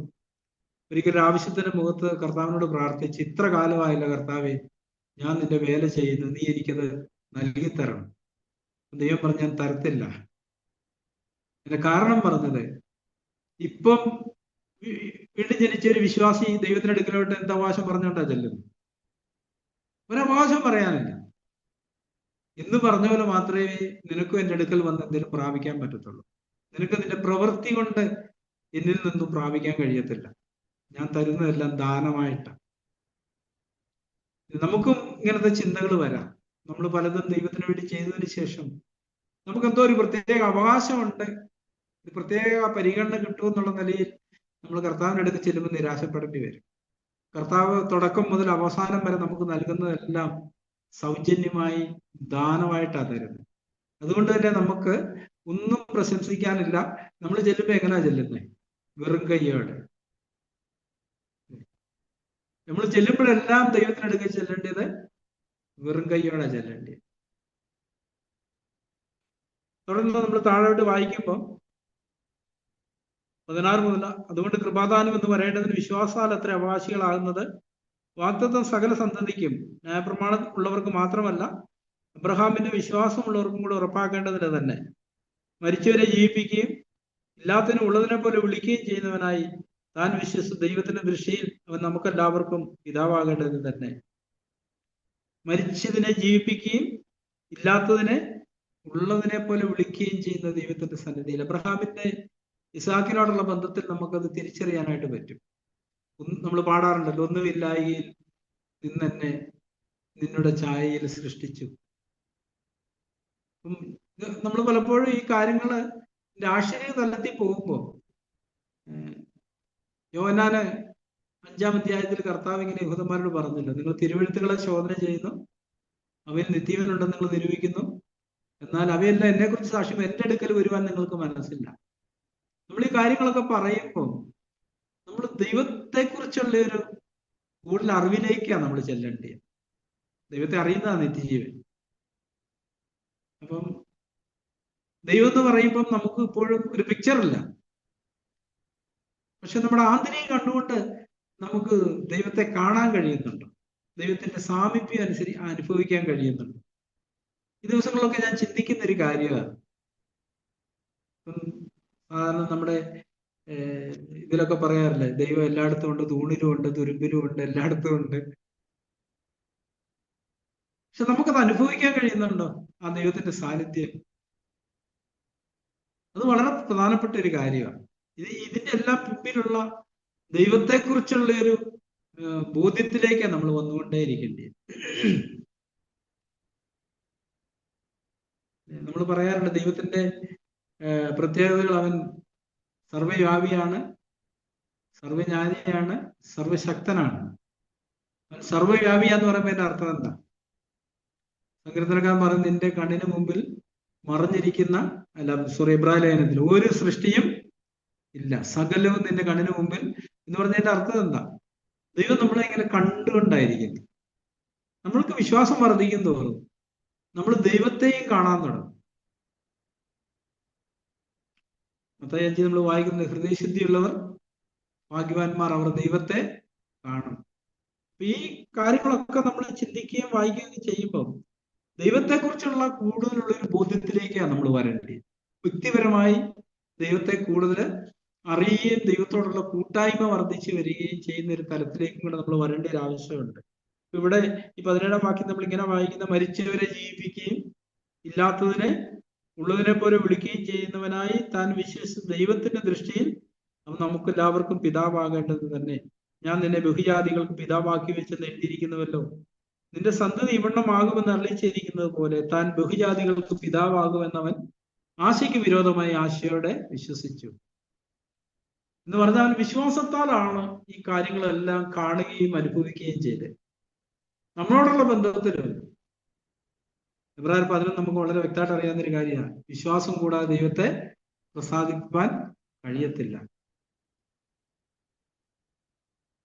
അബ്രഹാം വിശ്വാസത്താലാണ് നീതീകരിക്കപ്പെട്ടത്, വിശ്വാസത്താലാണ് ദൈവത്താൽ അംഗീകരിക്കപ്പെട്ടത്. അപ്പൊ നമ്മുടെ ജീവിതത്തിൽ പലപ്പോഴും ഈ പറഞ്ഞ ഒരു വിശ്വാസത്തിന്റെ തലത്തിലേക്ക് നമുക്ക് ആഴത്തിൽ ഇറങ്ങാൻ കഴിയുന്നില്ല. അതുകൊണ്ടാണ് നമ്മൾ ഇട്ടിട്ട് പോകുന്നത്, നിരാശപ്പെടുന്നത്, ഭയപ്പെടുന്നത്, പിന്മാറുന്നത്. ഞാൻ മനസ്സിലാക്കിയൊരു കാര്യം പറയാം, നമ്മൾ കൂടുതൽ കൂടുതൽ അന്വേഷിക്കുന്നവരും ദൈവത്തെ തപ്പുന്നവരുമാണെങ്കിൽ നമുക്ക് ദൈവത്തെ കണ്ടെത്താൻ കഴിയും. നമ്മളെ അപ്പോസ്തലരുടെ വാക്യം വായിക്കുന്നുണ്ടല്ലോ, ഒരുവരിൽ നിന്ന് എല്ലാവരെയും ഉളവാക്കി അവർ തപ്പി, അവരുടെ നിവാസത്തിന്റെ കാലങ്ങളും അതിനുകളും നിശ്ചയിച്ചു, അവർ തപ്പി നോക്കി ദൈവത്തെ കണ്ടെത്തുമോ എന്ന് വെച്ച്. എന്ന് പറഞ്ഞാൽ ഈ വിശ്വാസം വർദ്ധിക്കും തോറും നമ്മൾ ദൈവത്തെ കണ്ടെത്താനായിട്ട് തുടങ്ങും. നമുക്ക് ധൈര്യവും പ്രത്യാശയൊക്കെ വർദ്ധിക്കും. നമുക്കറിയാം, അറിയപ്പെടുന്ന വളരെ സ്വാധീനമുള്ള ഒരാള് നമുക്കൊരു സുഹൃത്തായിട്ടുണ്ടെങ്കിൽ ഒരു പ്രത്യേക ആവശ്യം വരുമ്പോൾ നമ്മൾ ആദ്യം ആരെ കുറിച്ചാണ് ചിന്തിക്കുക? ഇന്നയാളുടെ അടുത്ത് എന്ന കാര്യം സാധിക്കാം. പക്ഷെ നമ്മുടെ ഈ പോരാട്ടത്തിന്റെ മധ്യത്തിൽ ഒരു പാപത്തെ നേരിടുമ്പോൾ, അല്ലെ പ്രതിസന്ധികളെ നേരിടുമ്പോൾ, പ്രശ്നങ്ങളെ നേരിടുമ്പോൾ നമ്മുടെ മനസ്സിൽ ദൈവത്തെക്കുറിച്ചുള്ള ചിന്ത വരാറുണ്ട്. നമ്മൾ ദൈവത്തെ അറിയും തോറും അത് പ്രായോഗിക തലത്തിലേക്ക് വരാൻ തുടങ്ങും. നമ്മളൊരു പ്രതിസന്ധി അഭിമുഖീകരിക്കുന്നു, ആദ്യം നമ്മൾ ആരുടെ അടുത്തോട്ടാ പോകും?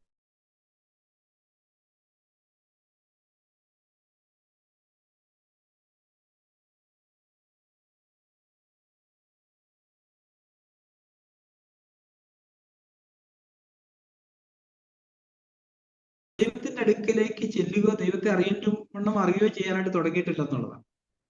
നമ്മൾ ദൈവത്തെ കൂടുതൽ അറിയും തോറും ദൈവത്തെ അന്വേഷിക്കാനായിട്ട് തുടങ്ങും. ആദ്യം നമ്മൾ ദൈവത്തിലായിരിക്കും ചെല്ലുന്നത്. നമുക്ക് വരുന്ന ആദ്യത്തെ ചിന്ത കർത്താവിന്റെ അടുക്കിലേക്ക് ചെല്ലാം എന്നുള്ളതായിരിക്കും. ഞാൻ പറഞ്ഞൊരു കാര്യം, നമ്മൾ വളരും തോറും, ആത്മീയമായിട്ട് വളരും തോറുമാണ് അങ്ങനത്തെ ഒരു വിശ്വാസത്തിലേക്ക് നമ്മൾ പ്രവേശിക്കുന്നത്.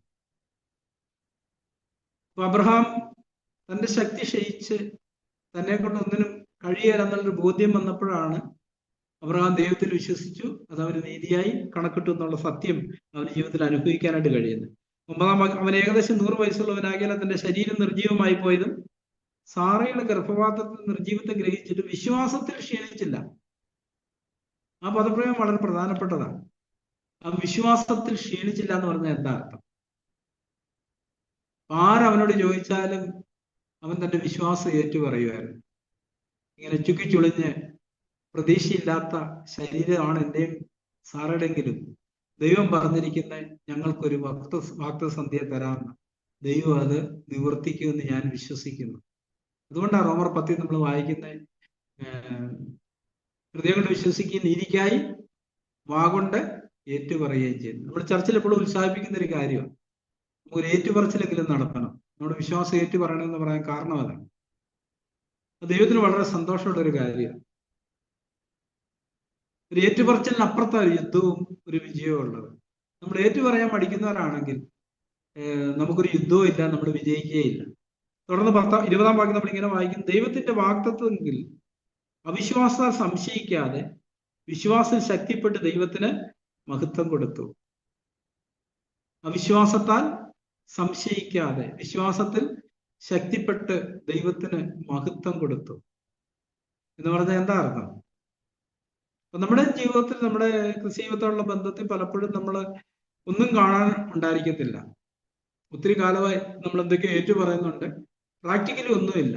ഇപ്പോഴും സ്നേഹിക്കാൻ കഴിയുന്നില്ല, ക്ഷമിക്കാൻ കഴിയുന്നില്ല, ദോഷം കണക്കിലാക്കാൻ കഴിയുന്നില്ല, കുറ്റപ്പെടുത്താതിരിക്കാൻ കഴിയുന്നില്ല. പക്ഷെ അവിടെ നമ്മൾ വിശ്വാസത്തിന്റെ ഒരു ഏറ്റുപറച്ചിലായിരിക്കണം. ദൈവം വാഗ്ദത്തം ചെയ്ത വിശ്വസനാണ്, അവനത് നിർവഹിക്കും. ദൈവം ആ ഒരു വിശ്വാസത്തിന്റെ ഏറ്റുപറച്ചിന്മേലാണ് എപ്പോഴും പ്രവർത്തിക്കുന്നത്. 21-ാമത്തെ വാക്യത്തിൽ അവൻ വാഗ്ദത്തം ചെയ്തത് പ്രവർത്തിപ്പാനും ശക്തനെന്ന് പൂർണ്ണമായി ഉറച്ചു. ഉറപ്പെന്ന് പറയുന്നത് എന്താ? ഒന്നും കാണാനില്ലെങ്കിലും, ഒരു സന്തതി ഇല്ലെങ്കിലും, യാതൊരു സാധ്യതയില്ലെങ്കിലും ദൈവത്തിന് കഴിയുമെന്ന് അവൻ വിശ്വസിച്ചു. അപ്പൊ ക്രിസ്ത്യത്തിന്റെ അടിസ്ഥാന പ്രമാണങ്ങളിൽ ഒന്ന് ഇതാണ്. നമ്മള് പലപ്പോഴും പാട്ടുകളിലൊക്കെ പാടാറില്ലേ? ഒരു ഇംഗ്ലീഷ് പാട്ടുണ്ടല്ലോ, nothing is too hard, nothing is too hard, nothing is too hard for the Lord. ദൈവത്തിന് അസാധ്യമായിട്ട് ഒന്നുമില്ല. അല്ല, ദൈവത്തിന് ചെയ്യാൻ കഴിയാത്ത കാര്യങ്ങൾ ഒന്നുമില്ല. നമ്മുടെ വിശ്വാസത്തിന്റെ ഏറ്റുപറച്ചിലാണ്. ദൈവം നമ്മളെ നോക്കിക്കൊണ്ടായിരിക്കുന്നു. അങ്ങനെ നമ്മൾ വിശ്വാസത്തിൽ നിൽക്കുന്നിടത്താണ് ദൈവം നമ്മുടെ ജീവിതത്തിൽ ഒരു പ്രവൃത്തി ചെയ്യുന്നത്. തുടർന്ന് 22 വായിക്കുന്നു, അതുകൊണ്ട് അത് അവന് നീതിയായി കണക്കിട്ടു. അവന് കണക്കിട്ടു എന്ന് എഴുതിയിരിക്കുന്ന അവനെ വിചാരിച്ചു മാത്രമല്ല, നമ്മെ വിചാരിച്ചും കൂടെ ആകുന്നു. തുടർന്ന് പറയുകയാണ്, നമ്മുടെ അതിക്രമങ്ങൾ നിമിത്തം മരണത്തിന് ഏൽപ്പിച്ചും നമ്മുടെ നീതീകരണത്തിനായി ഉയർപ്പിച്ചുമിരിക്കുന്ന നമ്മുടെ കർത്താവ് യേശുവിനെ മരിച്ചുവെന്ന് ഉയർപ്പിച്ചതിന് വിശ്വസിക്കുന്ന നമുക്കും കണക്കിടാനുള്ളത് ആകയാൽ തന്നെ. യേശു എന്റെ അതിക്രമങ്ങൾ നിമിത്തമാണ് മരിച്ചത് എന്ന് ഞാൻ വിശ്വസിക്കുമ്പോൾ ദൈവം എന്റെ അതിക്രമങ്ങളെല്ലാം ക്ഷമിക്കുന്നു. എന്റെ പാപങ്ങളെല്ലാം മായ്ച്ചു കളയുന്നു. ഞാൻ യേശുവിൽ വിശ്വസിച്ചു എന്ന് പറഞ്ഞതിന്റെ അർത്ഥം അതാണ്. ഇന്ന് എനിക്ക് ദൈവഭാഗം നിൽക്കാനുള്ള ധൈര്യമുണ്ട്. മറ്റേ നമ്മള് കൊലോസ്യർ വായിക്കുന്നുണ്ട്, മുമ്പേ ദുഷ്പ്രവർത്തികളാൽ മനസ്സുകൊണ്ടാകുന്നവരും ദൈവത്തിന്റെ ശത്രുക്കളുമായിരുന്ന നമ്മയും അവൻ ക്രിസ്തുവിനോടുകൂടെ തന്നോട് നിരപ്പിച്ചു എന്ന് പറഞ്ഞാൽ ആ ശത്രുത മാറ്റി നമ്മളെ മക്കളായി സ്വീകരിച്ചു. അതുകൊണ്ടാണ് റോമാലേഖനത്തിൽ തുടർന്ന് നമ്മൾ വായിക്കുന്നത്, ശത്രുക്കളായിരിക്കുമ്പോൾ തന്നെ അവന്റെ പുത്രന്റെ രക്തത്താൽ നമുക്ക് ദൈവത്തോട് നിരപ്പ് വന്നതെങ്കിൽ നിരന്ന ശേഷമോ എത്ര അധികമായി കോപത്തിൽ നിന്ന് രക്ഷിക്കപ്പെടും. ഈ നിരപ്പിന്റെ ഒരു അനുഭവം നമുക്കുണ്ടോ ദൈവമുള്ള ബന്ധത്തിൽ? അത് നമ്മൾ അനുഭവിച്ചിരേണ്ട ഒരു കാര്യമാണ്. അങ്ങനെ ഉണ്ടെങ്കിൽ നമ്മൾ അബ്ബാ പിതാവേ എന്ന് വിളിച്ചുകൊണ്ട് എപ്പോഴും ആ കൃപാസനത്തിലേക്ക് ഓടിച്ചെന്നുകൊണ്ടേയിരിക്കും. ആദ്യത്തെ ചിന്ത അങ്ങോട്ട് ചെല്ലാനായിരിക്കും.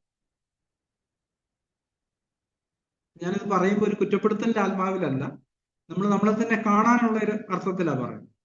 അപ്പൊ അങ്ങനെ നമ്മളെ കണ്ടതിന് ശേഷം നമ്മൾ ചെയ്യേണ്ടത് എന്താ?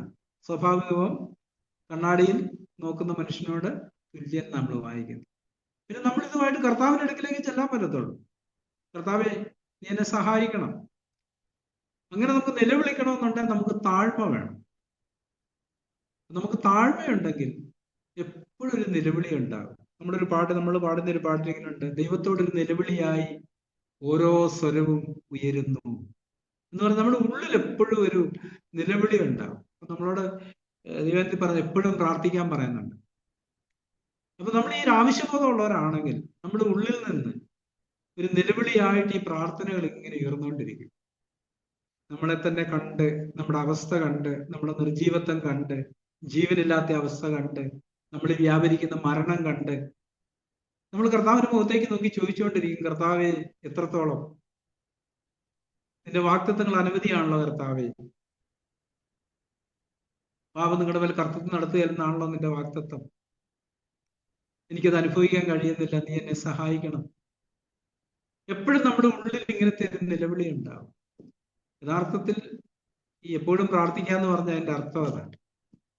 നമ്മൾ നമ്മുടെ ആവശ്യബോധങ്ങളെ കുറിച്ച് ബോധ്യമുള്ളവരും എപ്പോഴും ദൈവത്തിന്റെ മുഖം അന്വേഷിക്കുന്നവരും ദൈവത്തോട് നിലവിളിക്കുന്നവരും ആയിരിക്കും. ഇവിടെ 24-ാം വാക്യം, നമ്മുടെ അതിക്രമങ്ങൾ നിമിത്തം മരണത്തിന് ഏൽപ്പിച്ചു നമ്മുടെ നീതീകരണത്തിനായി ഉയർപ്പിച്ചും ഇരിക്കുന്ന. കൊരിന്ത്യർ ലേഖനത്തില് 1 കൊരിന്ത്യർ 15 അപ്പോസ്തലൻ അതിനെക്കുറിച്ച് പറയുമ്പോൾ അതിന്റെ നമ്മൾ സാധാരണ മരിച്ചടക്കിന്റെ സമയത്താണ് അത് വായിക്കാറുള്ള 12 മുതലുള്ള വാക്യങ്ങള്. ക്രിസ്തു മരിച്ചിട്ട് ഉയർത്തെഴുന്നേറ്റ് പ്രസംഗിച്ചു വരുന്ന അവസ്ഥയ്ക്ക് മരിച്ചവരുടെ പുനരുത്ഥാനമില്ല എന്ന് നിങ്ങൾ ചില പറയുന്നത് എങ്ങനെ? മരിച്ചവരുടെ പുനരുത്ഥാനം ഇല്ല എങ്കിൽ ക്രിസ്തു ഉയർത്തിട്ടില്ല. ക്രിസ്തു ഉയർത്തിട്ടില്ലെങ്കിൽ ഞങ്ങളുടെ പ്രസംഗം വ്യർത്ഥം, നിങ്ങളുടെ വിശ്വാസവും വ്യർത്ഥം. മരിച്ചവർ ഉയർക്കുന്നില്ല എന്ന് വരികിൽ ദൈവം ഉയർപ്പിച്ചിട്ടില്ലാത്ത ക്രിസ്തുവിനെ അവൻ ഉയർപ്പിച്ചതെന്ന് ദൈവത്തിന് വിരോധമായി സാക്ഷ്യം പറയാൻ ഞങ്ങൾ ദൈവത്തിന് കള്ളസാക്ഷികൾ എന്ന് വരും. മരിച്ചവർ ഉയർക്കുന്നില്ലായെങ്കിൽ ക്രിസ്തു ഉയർത്തിട്ടില്ല. ക്രിസ്തു ഉയർത്തിട്ടില്ലായെങ്കിൽ നിങ്ങളുടെ വിശ്വാസം വ്യർത്ഥം, നിങ്ങൾ ഇന്നും നിങ്ങളുടെ പാപങ്ങളിൽ ഇരിക്കുന്നു. റോമാലേഖനത്തിൽ പറഞ്ഞിരിക്കുന്ന 4-ാം അധ്യായത്തിന്റെ അവസാനത്തെ ഭാഗത്ത് പറഞ്ഞിരിക്കുന്ന നമ്മുടെ അതിക്രമങ്ങൾ നിമിത്തം മരണത്തിന് ഏൽപ്പിച്ചും നമ്മുടെ നീതീകരണത്തിനായി ഉയർപ്പിച്ചും ഇരിക്കുന്ന നമ്മുടെ കർത്താവ് യേശുവിനെ മരിച്ചവരിൽ ഉയർപ്പിച്ച് വിശ്വസിക്കുന്ന നമുക്കും കണക്കെടുവാനുള്ളതാകിയാൽ തന്നെ ഈ ഒരു വിശ്വാസമാണ് നമ്മളെ മുന്നോട്ട് നയിച്ചുകൊണ്ടിരിക്കുന്നത്. നമ്മുടെ ജീവിതത്തിൽ നമ്മൾ ഉറപ്പാക്കേണ്ട ഒരു കാര്യം, അത് വിശ്വാസമാണ് നമ്മൾ അനുഭവിക്കുന്നത്. വിശ്വാസം ഇല്ലെങ്കിലോ? വിശ്വാസം ഇല്ലെങ്കിൽ നമുക്ക് ഒരിക്കലും അനുഭവിക്കാൻ കഴിയത്തില്ല. നമുക്കറിയാം അതിന്റെ പ്രമാണം എങ്ങനെ. വിശ്വസിച്ച നാമല്ലോ സ്വസ്ഥയിൽ പ്രവേശിക്കുന്നത്. വിശ്വാസവും പ്രവൃത്തിയും തമ്മിൽ ഒന്നിച്ചു വരുന്നൊരു കാര്യമാണ്. നമ്മൾ വായിക്കുന്ന അവർ വിശ്വസിച്ചില്ല. എബ്രാഹിം 4 വായിക്കുന്ന അവരുടെ 3-ാം അധ്യായത്തിൽ അവരുടെ അനുസരണക്കേട് നിമിത്തം അവർക്ക് പ്രവേശിക്കാൻ കഴിഞ്ഞില്ല. എന്തുകൊണ്ട് അവരനുസരിക്കാതിരുന്നേ? അവർക്ക് വിശ്വാസം ഇല്ലായിരുന്നു. അവരതാ പറഞ്ഞേ, നമുക്ക് കീഴടക്കാൻ പറ്റത്തില്ല, അവിടെ വലിയ മല്ലന്മാരൊക്കെ ഉണ്ട്, നമ്മൾ വെറും വെട്ടുക്കിളികളാണ്, നമ്മൾ നശിച്ചു പോകത്തേ ഉള്ളൂ. പക്ഷെ രണ്ടുപേര് വിശ്വാസത്തെ ഏറ്റുപറഞ്ഞത് നടത്തി. ഇല്ല, ദൈവം നമ്മോട് കൂടെ ഉണ്ടെങ്കിൽ നമുക്ക് അവരെ കീഴ്പ്പെടുത്താൻ പറ്റും. ആ രണ്ടുപേരെ ആ കനാൻ അവകാശമാക്കി. ഈ 6,3150 പേര് പുറപ്പെട്ടതില് ആ 2 പേരാണ്. എന്ന് പറഞ്ഞതുപോലെ സൗരസന്മാരെ നമ്മുടെയും കൃഷിയുമായിട്ടുള്ള ബന്ധത്തിൽ നാം ഈ ഒരു ഉറപ്പ് പ്രാപിക്കേണ്ട ആവശ്യമുണ്ട്. കർത്താവ് എൻ്റെ പാപങ്ങളെല്ലാം ക്ഷമിച്ചിരിക്കുന്നു. ഞാൻ ദൈവത്തിന് പ്രിയനാണ്. ദൈവം എന്നെ സ്നേഹിക്കുന്നു. സാഗ്ബർ ഊന്നി പറയുന്നൊരു കാര്യമാണ്. സാഗ്ബർ എഴുതിയൊരു പാട്ടും ഉണ്ടല്ലോ, സ്നേഹിക്കും സുപുത്രനെ പോലെ. തന്റെ പുത്രനെ സ്നേഹിച്ച പോലെ ദൈവം നമ്മളെയും സ്നേഹിക്കുന്നു. അതിന്റെ അർത്ഥം എന്താ? നമുക്കറിയാം, നമ്മുടെ കുഞ്ഞുങ്ങളോടുള്ള ബന്ധത്തിൽ നമുക്കത് അറിയാം. അങ്ങനെ സ്നേഹം നമ്മൾ അവർക്ക് കൊടുക്കുന്നുണ്ടെങ്കിൽ അവരെപ്പോഴും നമ്മുടെ സാമീപ്യം ആഗ്രഹിക്കുന്നവരായിരിക്കും. എപ്പോഴും നമ്മുടെ കൂടെ ചുറ്റിപ്പറ്റി കാണുന്നവര്. നമ്മൾ പുറത്തൊക്കെ പോയിട്ട് വരുമ്പോൾ ഓടി വന്ന് നമ്മളെ കെട്ടിപ്പിടിക്കും. ഞാൻ പറഞ്ഞു വരുന്നൊരു കാര്യം, ഈ ഒരു ആന്തരിക ബോധ്യം കിട്ടിക്കഴിഞ്ഞാൽ കർത്താവ് നമ്മുടെ സ്നേഹിതനായി തീർന്നു കഴിഞ്ഞു. പലപ്പോഴും നമ്മളിത് കർത്താവിനെ എങ്ങനെയാ കാണുന്നത്? ഒരു സ്നേഹിതനായിട്ടാണോ? ഒരു സ്കൂളിലെ ഹെഡ് മാസ്റ്ററെ പോലാണോ? എപ്പോഴും നമ്മുടെ ആന്തരിക ചിന്ത അങ്ങനെ എപ്പോഴും അടി വരുന്നതെന്ന് അറിയത്തില്ല.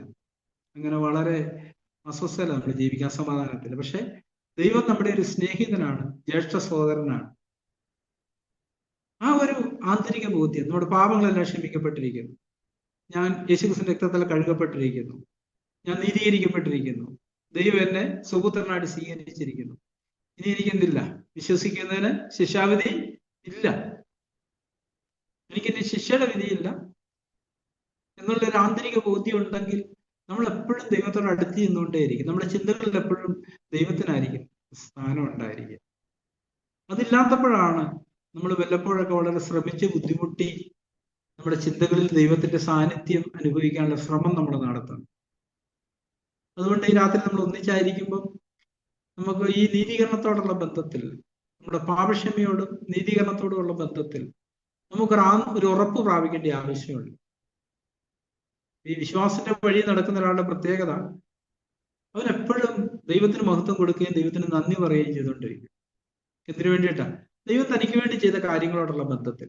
തുടർന്നുള്ള ദിവസങ്ങളിൽ നമുക്ക് വിശ്വസിച്ചിട്ട് ഈ കാര്യം ഏറ്റുപറയുകയും ദൈവത്തിന് നന്ദി കൊടുക്കുകയും ചെയ്യാം. കർത്താവെ, എന്റെ കഴിഞ്ഞകാല പാപങ്ങളെല്ലാം ക്ഷമിച്ച് എന്നെ നീതീകരിച്ച് എന്റെ മകനുവാശമാക്കി നീ സൗപുത്രനെ പോലെ എന്നെ സ്നേഹിക്കുന്നതുകൊണ്ട് ഞാൻ നിന്നെ സ്തുതിക്കുന്നു, നിനക്ക് നന്ദി പറയുന്നു കർത്താവെ, നിനക്ക് സ്തോത്രം ചെയ്യുന്നു കർത്താവെ. നമുക്കറിയാം, ദൈവം വസിക്കുന്ന ഇസ്രായേലിന്റെ സ്തുതികളിന്മേലാണ്. നമ്മൾ ദൈവത്തിന് നന്ദി പറയുകയും ദൈവത്തെ സ്തുതിക്കുകയും ചെയ്യുന്നിടത്ത് ദൈവത്തിന്റെ സാന്നിധ്യം നമുക്ക് അനുഭവിക്കാനായിട്ട് കഴിയും. ആ സമാധാനം, സ്വസ്ഥത, ആശ്വാസം, വിടുതൽ ഇതെല്ലാം നമുക്ക് അനുഭവിക്കാൻ കഴിയും. അതുകൊണ്ട് നമ്മളെ തന്നെ നമുക്ക് കർത്താവിന്റെ സന്നിധിയിൽ ഏൽപ്പിക്കാം. കർത്താവ് അതിനായിട്ട് നമ്മളെ സഹായിക്കട്ടെ. നമുക്ക് പ്രാർത്ഥിക്കാം.